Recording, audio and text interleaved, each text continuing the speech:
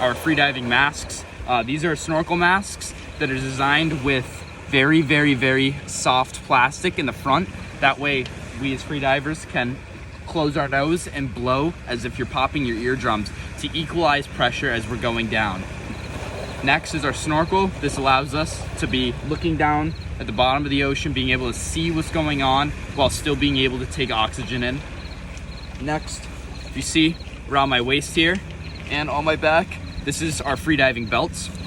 Now these are designed most of the time out of either like a hard kind of paracord material or these more plasticky kind of rubber materials.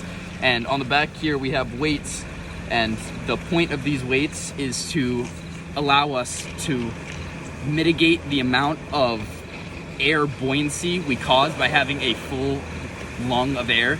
So by having a full lung of air, we oftentimes will rise to the surface like any human being does. So these weights are simply to counterbalance it and allow us to be able to sink down without having to empty our lungs. It makes it easier for us to get to the bottom of the ocean. Do you want to explain this? All right, the second most crucial equipment we have is the dive flag.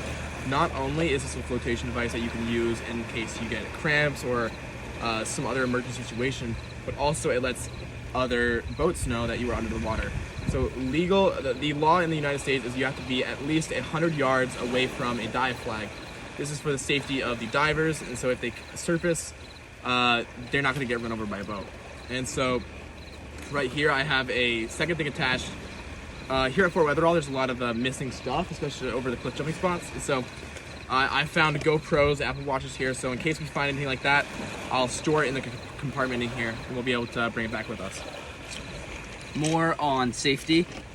We as divers always, as you can see on my leg here, we always dive with a diving knife in the event that we come across fishing lines. Fishing lines, especially in premier diving spots, are very common. If you get caught on a fishing line, it could restrict you from coming to the surface, getting air, and could always be a potential for drowning.